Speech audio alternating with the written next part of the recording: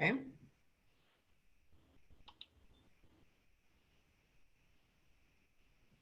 All right, so let me make sure we've got everything going on here. It's redirecting. All righty, so here we are live once again on Facebook Live. I am Reba Haas with Team Reba, Remax Metro East Side, and the radio show Open House with Team Reba. And I got this guy over here again with me.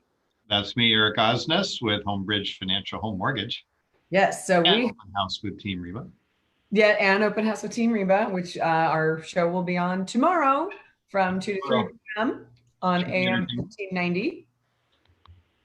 So we are continuing on our live updates of what's going on in the markets, both on the real estate and mortgage side of things. Mostly we've been trending pretty stable on a lot of what's happening right now, which is interesting because there's a lot of people talking about volatility. Now there's volatility in the offering of products, and that's a lot of what Eric's been talking about over the last several weeks. Eric, why don't you start off with what's going on this week? What has anything changed since last week? Well, with interest rates, they're staying, shockingly stable. We're sitting around the national average for a 30-year fixed rate is hovering right around 3.25% for a conventional loan. We're around, I was just looking at 15-year fixed rates are down to about 2.75% for a 15-year fixed rate loan. 15 on 15s. Okay. And FHA and VA are still hovering right around 2.75%. So we're getting a lot of inquiries from folks with VA loans. And if you are a veteran, if you've never used your VA benefits, it's definitely worth checking out because those rates are ridiculously low. Also, if you are a veteran and have any service-related disability, this sounds weird, but even 1%, VA waives the funding fee, which can be expensive. And VA charges a funding fee on loans. Typically, it's financed, but if there's a service-related disability, it can be waived. Or if you are active duty, if you're active in the military now and you have a Purple Heart, the funding fee is waived, which is really cool. That's a fairly new law that was passed. It's called the Blue Water Navy bill that was passed about a couple months ago. Okay, so Eric, you have mentioned before that it's a fairly expensive fee. Can you give an example of kind of like, yeah, is there a particular range or what's that look like? Yeah, if you're using it for the very first time and you're purchasing a home, it's 2.3% of your loan amount. It is typically financed, so it's just added to the balance of your loan. However, the seller can also pay it, too, if you can negotiate that. If you're refinancing, it's about 3.3%. It's expensive. Okay, so let's say somebody has a $400,000 loan. What's that going to look like? For the people here, $8,800. Yeah. Yeah. Right. Okay. Yeah. The good news about that funding fee is that is what is used to finance the GI Bill. So it's money from VA loans that's used to put our veterans through college, pay for the college. So it's oh, interesting. So worthy cause. Their purchase of a home funds the potential for education. Yes, exactly. Yep. It's good. Interesting. Good deal. I would be very curious to know how many of those veterans who have used one have also used the other. I wonder if they were ever tracking it out. I hope it's a big number. Me too. Me too. Absolutely. So, okay. All right. You said, what was the conventional 30, did you say? We're sitting right around 3.25%. Okay. So that's staying consistent. Pretty stable. Yeah. Pretty stable. Yeah. Yesterday, the Fed spent around a little over $6 billion propping up the mortgage markets. It's averaged about that amount every day this week. The unemployment numbers are eye-popping, but the markets seem to pretty much shrug them off. So we're just kind of working our way through this. We are more and more economists are stating as we come out of this pandemic that we're not expecting a V-type recovery where it went sharply down and comes sharply back. We're not quite that optimistic that we'll have a rapid recovery. It might take a little bit of time. And if you just think about like a lot of the businesses and restaurants that are being limited to 50% capacity, things like that. Yeah. Some of them are going to really struggle with that. Some of them are not going to be able to come back, given the, the Right. Well, and even if they do come back, they'll need fewer staff, exactly. Yeah, right? So the exactly. unemployment numbers for some of those areas could That's be. right. I do want to give an update also on forbearance. Mhm. And, there's Oh over yeah, please do. 4 million mortgages in forbearance right now. Uh, I, I would caution people, if you have a way to avoid it, please avoid it. We still do not have all the information yet on what our options will be for your mortgage after you've been through a forbearance. Just this morning, What was the we number you said it was? You say 14 million? 4.1 million. Yeah, 4.1 million. 4 Thank million mortgages currently in forbearance. It's a big number, and that adds up to about $850 billion in mortgages. you. So the problem is that once you go into forbearance, how do you get out? And because this is not a forgiveness program, you have to pay back the payments that are missed. How do you do that? Well, there's a couple options. Number one, and this will vary, so you really need to check with your loan servicer. But one option is you just go on a payment plan and you make those payments back, which means doubling up on your mortgage payments or some sort of a combination, paying a little bit more than your regular payment. The second option would be to have the mortgage modified. There's a third possible option that's just coming around this week also. It's a new development. They're talking about doing what they call it, I don't shoot the messenger, it's called a secretary's lien. And basically what a secretary's lien is they take the amount of missed payments from the forbearance and they essentially put those as a second mortgage on your property at an interest rate of 0. And that second mortgage would be paid off at some point in the future if you refinanced or if you sell the home. So it's What? I not, mean, okay, why do you say don't shoot the messenger? Isn't that it's called a maybe? secretary's lien. I don't know if that's a politically correct term or not. Oh, This okay. is I what thought they you were talking call it. about like the process of it because it Oh, no, actually no, no, no. sounds The like a process not is bad option. not at all. The process is very much welcomed because Okay. this is not the same thing as you've heard people say, oh, we're just going to put it at the back of your loan. It's not being put at the back of your loan. If you take forbeared Right. payments, put them at the back, it means you're paying interest on them. Right. This is separate, and you're not paying interest on it, I which like that option which is better. better. Which is better. Here's the problem. Right now, if you want to refinance your home and you are in forbearance, you can't if you have missed any payments at all.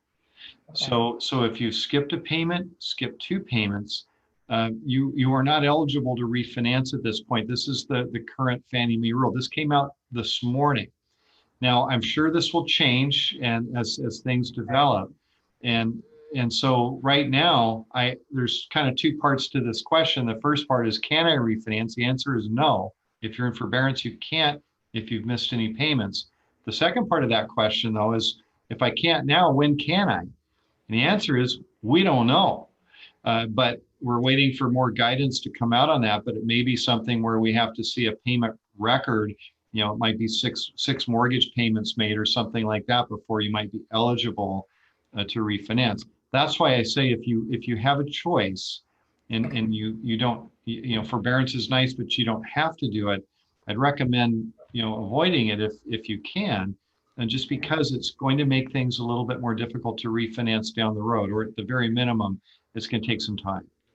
You know what's really killing me thinking about that, Eric, is how many times we've discussed, like I'll have a conversation with a past client and they didn't take advantage of any of these rates prior to now, and Yeah, they're still sitting at 4.5, five right. and a half, and you're like, like, and now would have been the best time to be able to get that payment down.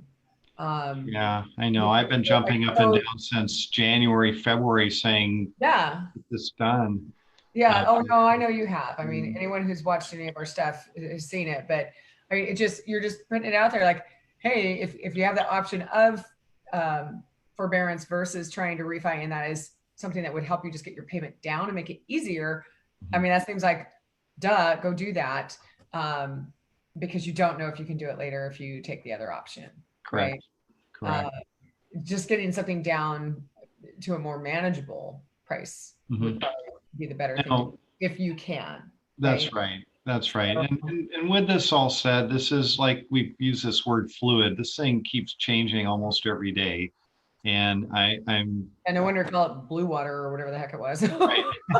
Really fluid. That's I'm why we're calling it that. 90% sure that At we least will it's not running brown fluid because then we know what that really is. I'm sorry. Sorry. oh, you just crack yourself up. I know. To someone has to. Right. We have to laugh. You know, that's Right. Yeah. what we do. But speaking of some of those things, I don't think I got the jumbo loan amount from you. Oh, those are almost unchanged as well. We're hovering still up there, right around 4.25 is the average for jumbo. So Okay, those I'm still amounts tracking my above very, very, that techie is high tech. Yeah, whiteboard. So techie, and yes. so, You yeah, know what? You do what works. You just find the thing that works for you and you go with it. Because I don't want to have to sit here and right. fix it on my computer while we're trying to be on the computer, right? That's right. That's right. That's like There's a reason back we when do the whiteboards at tech companies. I know. Well, back when remember the PDAs, the personal Oh digital. yeah, yeah. I had some of the early ones. Yeah, my PDA was a spiral notebook and a #2 Ticonderoga. So and I still do that mostly, except I have a pen now instead of a pencil, but that's about it. Yeah. I remember impressing some people with when I had my PDA and I got the first keyboard that could connect to one so I could take it on. So I Oh had to carry a yeah. big heavy laptop around. And people were like, ooh, I'd be in these like meetings with CEOs of software companies. They're like, oh, where'd you get that? It was like, The yeah. Palm Pilot. You get the little learning how That's to right, my Palm Pilot. the Yeah, alphabet. Yeah. love that baby. Not dating myself at Oh all. no, no. No. Although I'm not, well, anyway, I'm dating, but still, now I'm just dating myself. Right. Well, All right. So now that we have that in there, let's, if you don't mind, I'm gonna first I got to get logged yeah, in. let's see what's going on in the housing. Yeah, we're gonna look into the housing market because, as you and I have both been looking at these numbers, it's been very interesting. A lot of buyers really jumping in the market if they can. Mhm. And so we're seeing lots of activity. Give me a quick second here. I'm about to get on to share screen.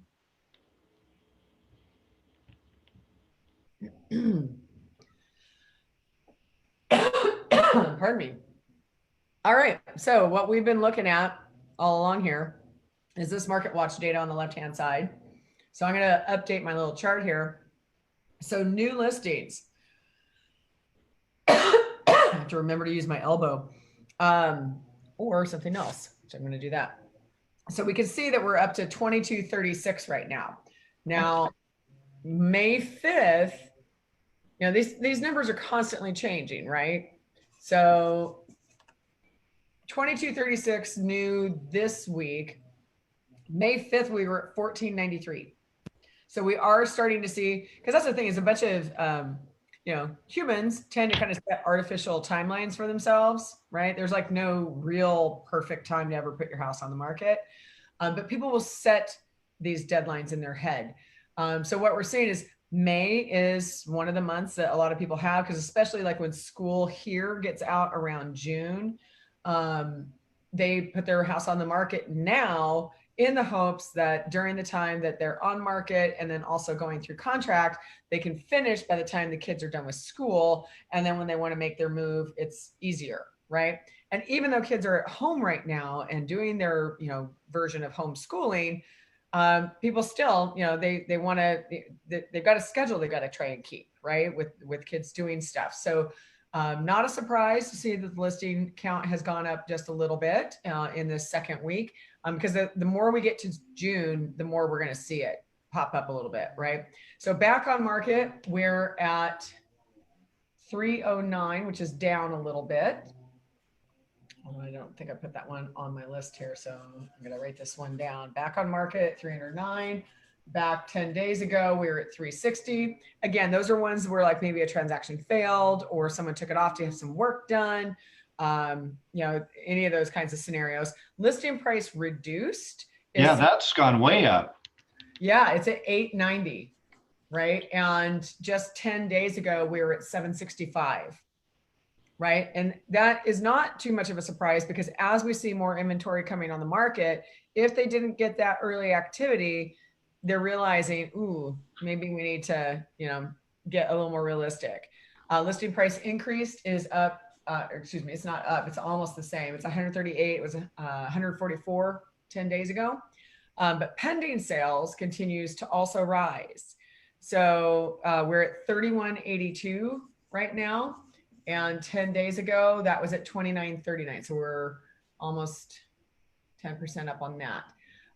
And then the solds, interesting, 1355. And 10 days ago, we were at 1510. Again, given when the timeline was that we had you can't go look at property, this is about the right timeline of that because that was early April that we were seeing all of those changes. And so that would kind of fit perfectly in this timeline that it's still part of that 17,000 transactions that were already in process. And we weren't adding on to any of that. Because remember, I'm going to go back to here's April 3rd when we started doing this, right? Solds were at 1819, new listings at 1337, right? April 21st, or excuse me, I guess I wasn't tracking all those numbers at the same time, but I was tracking more of your numbers instead of mine. So I'm glad I'm starting to do this right now. But basically, we had a period of time where we couldn't go show any property. And then when we could, it was kind of a slow trickle of people coming out because some people were still nervous about coming out. They were a lot of agents were still refining their procedures. Some agents just quit showing it all because when you look at what the average age of a real estate agent is, which is 56, a lot of them are on the older side, and so they didn't want to go expose themselves, right? So we had a lot of different dynamics kind of impacting things, but right now we're getting back to, honestly, this is like pre-COVID. This is about the numbers that we were talking about at the beginning of this year. As we got into the new year and you see an uptick in new listings, right? Like once you get out of the holiday season. So not overly surprised. It does show that we have a busy marketplace. When Eric and I were just preparing our show for this week, one of the things that you brought, which was very interesting, was that mortgage news article to our studio. And in that, just since the coronavirus has been really impacting industry, the Seattle market has seen about a 10% increase in prices. Yeah, it's up. Oh, yeah. Yeah. Yeah. So, in fact, actually, I think it was 11% for us, and it was San Jose that was 10%. Mhm. So, and that helped answer the question. Like we talked last week, I said, hey, I have this, client who's very nervous about what's going on and worried about what is going on with interest rates, worried about, she was like, oh, I think prices are going to go backward. And that is how I had to point out to her, was like, okay, first of all, here's this news that we just received that is showing statistically, yes, things are still going up. Here's the volume that's still happening. And the fact that new construction has been waylaid is going to enhance the issue of not having enough inventory. Mm-hmm. Right. So builders are probably loving it for the inventory they're working on right now, if it wasn't already all sold out, because they're going to be like, yeah, baby. But they're hurting from the standpoint of they can't begin any new projects because those are being held off. And that will eventually impact pricing over time. Right. Mm-hmm. So supply and demand, and there's still plenty of demand. So if you are someone, in fact, I will just mention that this morning, thank you to some friends of mine who called and said that they have an adult daughter. They would like to have work with me to buy a house. We had this conversation about timing because they, went and kind of looked at a house in Des Moines a couple days ago, I guess, when their daughter was off work, and they they said, well, she just signed a lease, but, she might be willing to break it, but maybe she'll wait till next year when she, gets close to renewal. And so then we had to have this conversation about what's going on inventory wise, pricing wise, what's her affordability going to be at that stage? And will we have these incredible low rates still? Like, will the Fed still be interfering in the market a year from now? Mm-hmm. Right? Yeah. Those are big unknowns. So, so we're going to set up a Zoom call because we're still doing consults. I mean, that's part of the adjustments and things. So actually what I kind of like about being able to do the Zoom call consults, honestly, for anyone who's watching this, it means I can do more for you because I'm not in my car driving to meet you somewhere. We can actually help more people right now because of the fact that we can do more consults, not spending time in cars, just going to offices, Right. that kind of thing. Yeah. So we can bring more. Here, but man, I'm getting sick of sitting in this chair. Get one of those stand-up desks or something, because holy cow. You should get one of those stand-up desks. I have one. They're nice. Yeah. But I also get to go stand up and go out and look at property. So, there you go. But, and I also want to touch on another topic because this has been coming up a little bit as well. Because there is kind of the misinformation, I guess I want to say, of what the marketplace is doing. And let me get off my share screen here. There's a lot of people, there is some flexibility, right? Like these numbers and everything that we're talking about right now, that has, the 20% that's selling really fast, that has been true for a little over a year now, right? We had our little slowdown between June 2018 and February of 2019, but then it picked back up. And so we went from, in 2017, 2012 to 2017, we had a lot of 60 to 70% of all the houses were selling pretty quickly. Mm-hmm. A lot of them with multiple offers, lots of, hyper appreciation going on, that kind of thing. We still have good appreciation. I mean, for cripe's sake, 10%, 11%, that's ridiculous. During a pandemic? Yeah. Unheard of. Yeah, that's nuts. Yeah. So, those things are still impacting our marketplace. There is some leverage available, but it just depends on the property and the people and the motivation. You have to remember, motivation is a very big part of a real estate sale, because if a seller doesn't have to sell, like they're just thinking they're going to sell right now, if you get too ridiculous with your demands, they're going to just say pound sand. Right.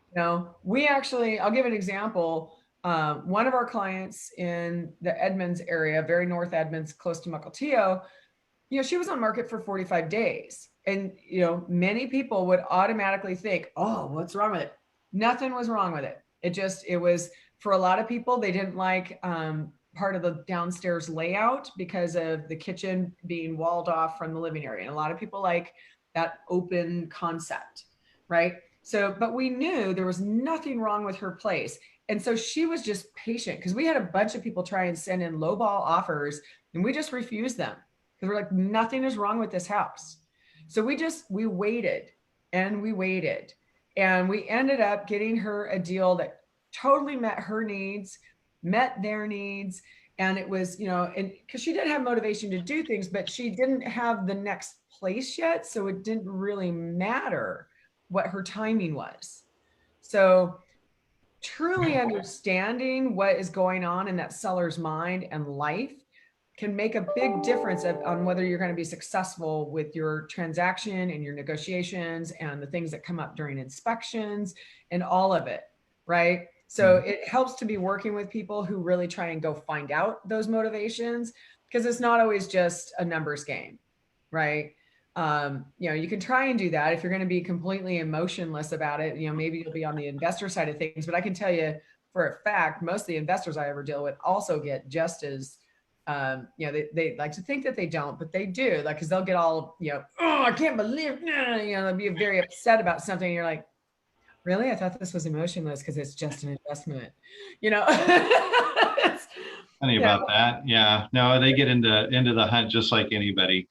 Yeah, exactly. So I think every real estate transaction is 60% emotion. It really can be. You know what? And that's the whole thing. As humans, we are emotional creatures. You know, as much as we love to think that we're very cerebral, like I'm reading this book about stoicism and how and it's all about, how you're supposed to be able to try and stay even keeled. It's not that you can't have emotions, it's you can't be overtaken by emotion, right? You're going to feel things, and how you respond and react is the deal, right? And how successful you're going to be at something, right? Because it's like the difference of like, if you and I, Eric, if we get into it, and we've had this happen. I mean, for Christ's sake, I've known you 17 years, more than any person I've ever been married to.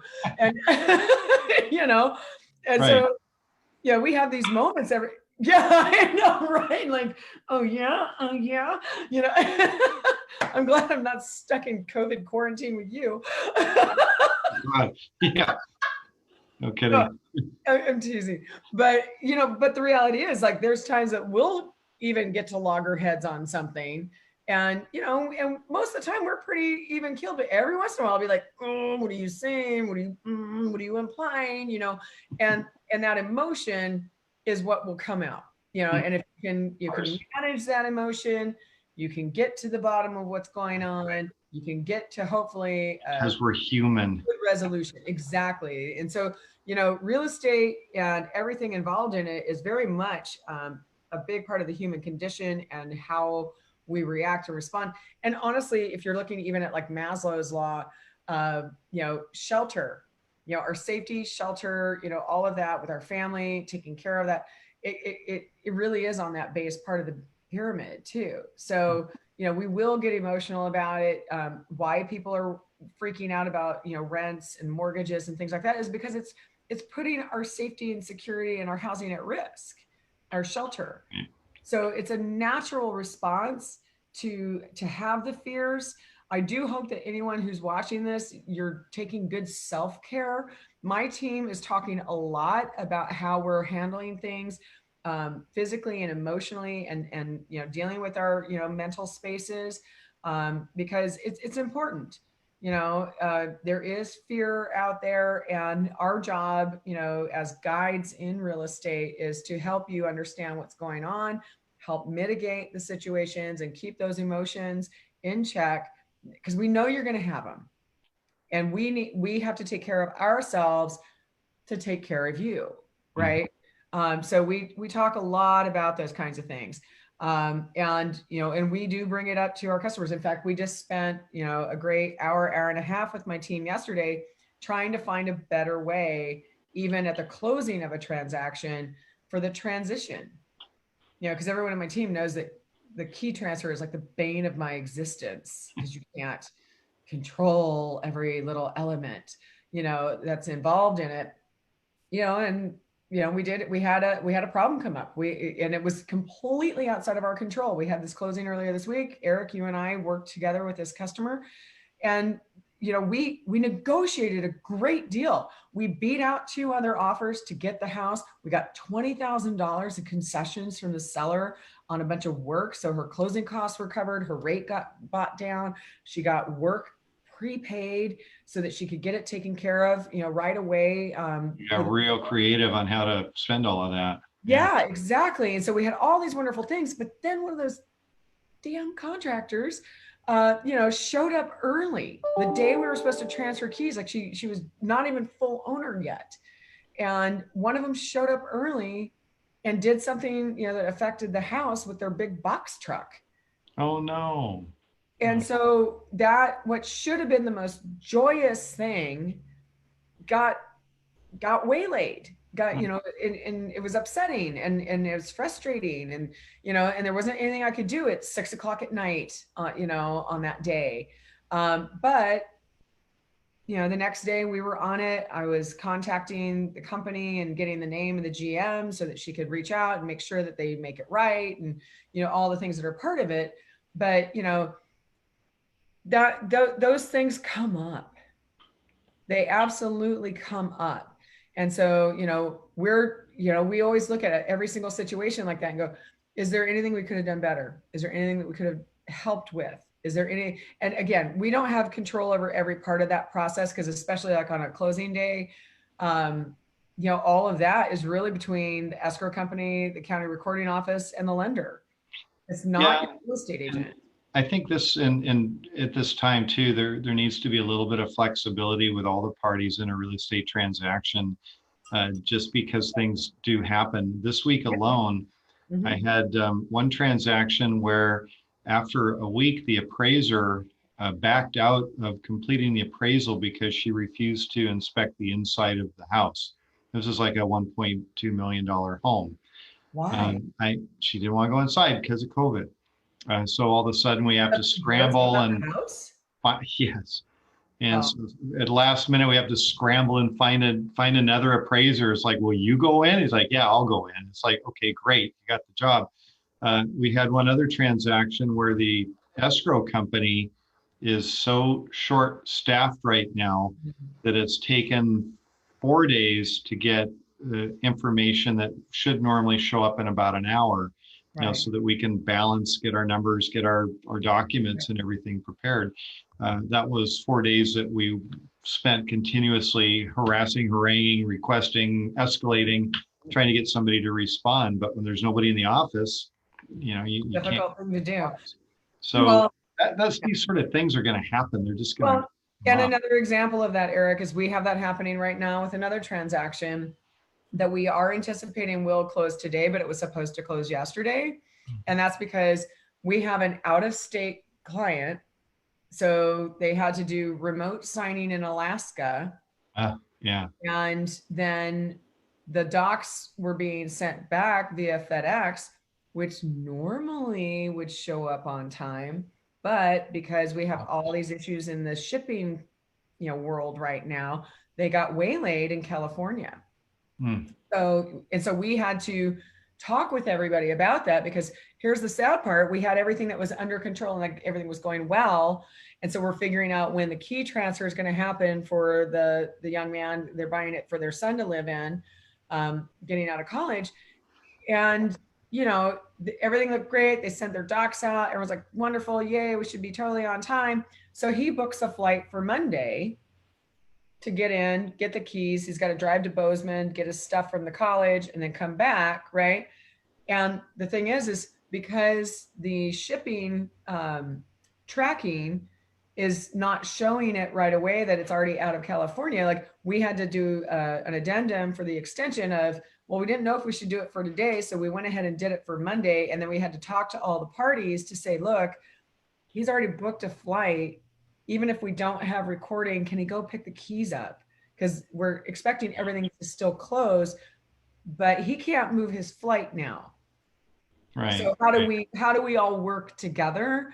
And because we couldn't use, there's a new form that I know you've probably seen, Eric. Force majeure. Yeah. The force majeure. And this does not apply. This is right. That's a shipping problem. Right. Yeah. So they're not going to say, oh, that's because an act of God happened and someone at FedEx just didn't get it off the thing. Like, that's not it. It doesn't work that way. So, so in this situation, thankfully, we had very reasonable people who had a goal to all get done together, and everything aligns just fine. Even though early this morning, it didn't say that the shipping had happened. It sounds like it is in now, so we will still close here, and then we'll have everything all set up for our customer, no problem, on Monday. But you can see how these things, we don't have 100% control over everything. So the thing we can control is our emotions and how we respond, right? And and working with people who have been there, have the experience, know how to work through it, don't lose their minds when it happens, right? And you think of the hurdles and how do we get there and how do we handle it if it does occur. That's a big part of the battle right there. Absolutely. So anyway, so speaking of all those fun things, I got to go take care of an inspection response for a customer, where it was another one of those very interesting kinds of things. We did get a very interesting process in getting into contract and things that were given up, and my clients are still getting a good deal. But now on the inspection, they're going to do a trade. There's like a lot of very tiny little things that would be on the inspection for us to handle, like a furnace servicing and some small plumbing issues and things like that. And then, but the seller had a bunch of actually very nice furniture and a TV inside the house. My clients were like, yeah, if they want to just leave that stuff for us, we'll take care of this. And he's like, and he's in China. So he's like, Oh, great, right. sounds good. Yeah. Yeah, so that's that's what we're writing up today is all the details that go along with that. So we're like, okay, all right, sounds great. We're moving on. So all good stuff. So anyway, I didn't see that we had anyone. Although I'm going to check my phone real quick to make sure we didn't have somebody ask a question because I know sometimes people toss one in on us. Not seeing one, but again, we do throw it out there. If there's particular topics or anything that you want to know, we've had people ask about particular market areas, things like that. If there's something that you want us to talk about on these shows and or onto our radio program, any guests, we do actually have some estate planners that we're talking to that we're going to end up having on as a guest. I do have some contractors who finally have some availability. It usually is really, really hard to get the time of a contractor, but because of what's going on, some of them have a little more flexibility. So we want to have an opportunity to have one or two of them on one of our shows to talk about like best practices when you're working with a contractor, because there are people doing, projects right now or preparing, or like Eric had recommended for a long time, like, hey, get your line of credit now. If you got stuff you want to do, have money in the bank and or get work done. Great opportunity for us to get some feedback from that marketplace itself on how to have the best experience. Because that, I can tell you, again, speaking emotions, when someone's coming into your house and they're tearing things up and they're doing stuff, working through a remodel, especially when you're living in the home, can be very jarring and difficult. In fact, when anyone's ever looking to build a home or do a major, major remodel, one of my first questions is, how much do you like your spouse? That's right. So make sure you still like them and that you have processes in place to do this, because it's very stressful. So we're going to see if we can get some really good advice and best practices. And if you have questions when we do that, bring them. I just sent 3 contractors to one of my friends because she and her husband are looking at doing some remodeling right now. So gave her 3 great people to talk to, and they'll be moving forward with that. So I'll be sure to tell her when we're doing this one so she can get that advice when we have it. So anyway, if you have questions for me directly, email reba@teamreba.com. My cell is 206-910-3429. You can catch me, Eric, at ericismybanker.com, or you can call me at 206-915-3742. All right. Fantastic. Well, everyone have a great weekend and a happy Friday to y'all. And we'll be back next Tuesday at 1 p.m. And if you want, Open House with Team Reba, the radio show, is going to be on Saturday, 2 to 3, Sunday, 3 to 4 on AM 1590. The Answer. All right. Yep. Have a great weekend, everyone.